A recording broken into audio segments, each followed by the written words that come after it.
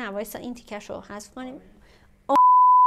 سلام، خوش اومدیم به یه ویدیو دیگه با پیوند. توی این ویدیو قراره در مورد این صحبت کنیم که چی شد اصلا من سالم خوری رو شروع کردم و یه سری رژیمای پشت سر هم گرفتم و کلا زندگیم تبدیل شد به اینکه یه ذره سالم بزیستم و یه سری چیزا مثلا چیزایی که برای بدن مفید نیست، نمیتونم بگم مثل چی، بذارم کنار و ترکشون کنم یه جورایی. یه تایمی من نشستم جلوی آینه و داشتم آرایش میکردم که به خودم گفتم که چقدر این صورت خسته است، چقدر پف داره زیر چشات چقدر پف کرده، چقدر دست و پا توپل شده، چقدر با این که مثلا صورتت همیشه لاغر بود چقدر صورتت توپل شده، چقدر عوض شدی.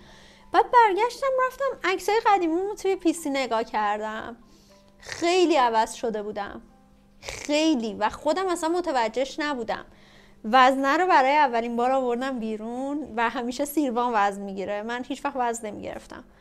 رفتم رو وزنه و دیدم خدای من 65 کیلو هم. بچه من میانگین وزنیم روی 49 بود. خب من مثلا حالا یه مدت که گذشت دیگه میانگین رنجم اومده بود رو 57 تا 59. 65 برای من خیلی زیاد بود و اصلا شوک فرهنگی اونجا میگن وارد شد، قشنگ شوک بهم وارد شد. شوک این که چی کار داری با خودت میکنی. و ما همش فست فود خوردیم، یه مسافرت عمیق 1 ماهه داشتیم و یه سری کارهای اینجوری باعث شده بود که خب من خیلی چاق بشم. این چاق شدنه کم کم داشت روی روحیات، خلق و خو اینا تاثیر میذاشت، روی تعریق بدنم تاثیر میذاره، فست فود مخصوصا. و خودت نمیدونی برای چیه، مثلا جوش ها رو نمیدونی برای چی جوش زدی، ولی خب مثلا برای اون تخمه ایه که آخر شبا میخوری با فیلمه، یا مثلا تعریق بدنت نمیدونی برای چیه ولی برای فست فوده. من اینا رو بعد از مطالعه بهش رسیدم. کم کم که گذشت من خب یه سری مهمونی‌ها و پارتیایی که میرفتیم کمتر شد، کمتر میرفتیم پارتی و مهمونی و خب اون خودش یه بعد عظیمی از چاق شدن بود. بعد یه ذره بیشتر که گذشت دیدم که ما اصلا پروتئین نمیخوریم. من رفتم آزمایش دادم و متوجه شدم که خیلی پروتئین نمیخورم، خیلی، یعنی از تخم مرغم بدم میاد، اصلا دوست ندارم و خیلی رو زندگیم واقعا داشت تاثیر میذاشت. و قند به میزان لازم. ما 3 تا بانکه روی میزمون بود و همیشه پر چیپس و پفک و پاستیل و تنقلات و اینجور چیزا بود و خب این سبک رو میخوام کلا عوض کنم، یعنی اون اومد تو ذهنم که من این سبک رو عوض کنم. یه مدت که رفتم دویدم انگار تلنگر خورد که تو داری ورزش میکنی، چون ورزش هم نمیکردم. گفتم تو داری ورزش میکنی، خب پس بیا روی تغذیتم یکم بیشتر دیپ شو و بتونی یه سری چیزا رو درست کنی. من نمیتونم بگم الان سالم خورم و فلانم و اینا، نه واقعا نمیتونم بگم گیاه خورم، چون نه واقعا اینجوری نیست. ولی خیلی تاثیرهای مثبتی توی زندگی من، روند مثبت بودن این تغذیه سالم گذاشت. یعنی بعد از یه مدت کاملا متوجه شدم. اول شروع کردم شکلات هایی که داشتیم و از جلو دستمون برداشتم. قند نخریدم، شکر نخریدم. یعنی من الان میخوام آشپزی کنم احتیاج به شکر دارم، یه ذره عسل میریزم. چیزایی که مثلا بخواد شیرین شه، مثلا زرشکو میخوای شیرین کنی یه کوچولو عسل میریزم.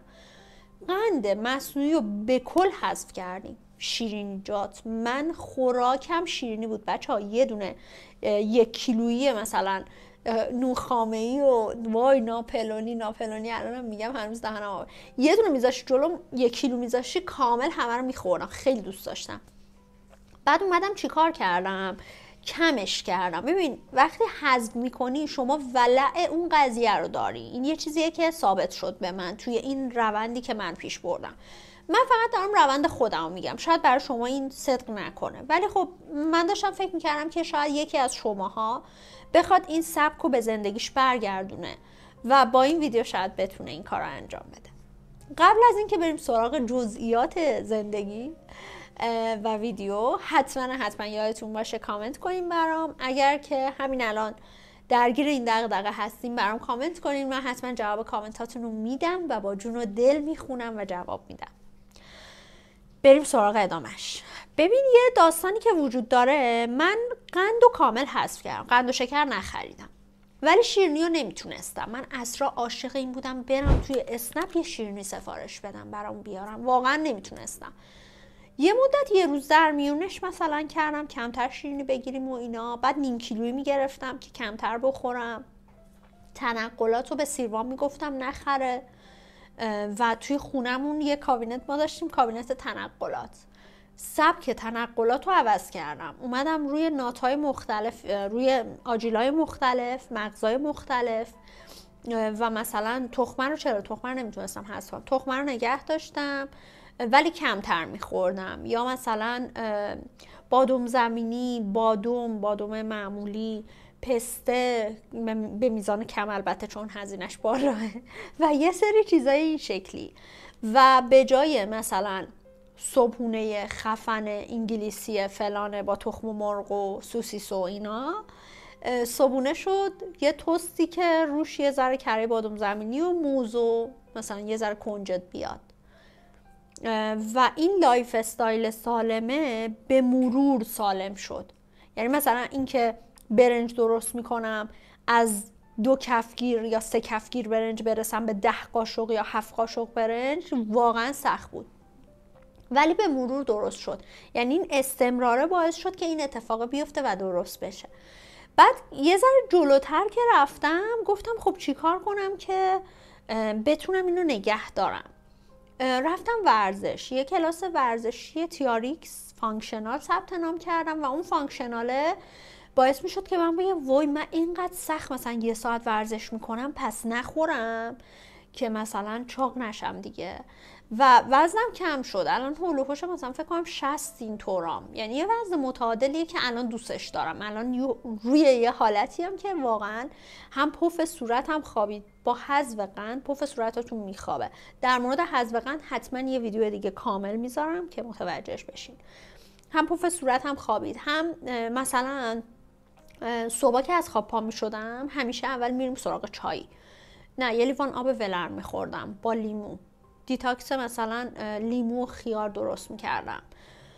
یه سری کارهای این شکلی. میوه‌ای که بعد از شام میوه سمترین حالت ممکنه، تو رو خدا اگه میخوری نخوری. منم چند وقت اینجوری شدم، من خونه مثلا مادرم اینا همیشه بعد از شام میوه میخوردیم، ولی یه مدته که عادت کردیم که قبل از وعده شامتون، بین ناهار و شامتون یه واحد میوه بخورید، یه دونه میوه بخورید. مثلا 2 تا میوه دوست داری بخوری نصف کنید، 2 تا نصف میوه بخورید. یا مثلا صبح بین صبحونه تا ناهارتون حتما یه چیزی بذارید، یه میان وعده مثلا 100 کالری 200 کالری.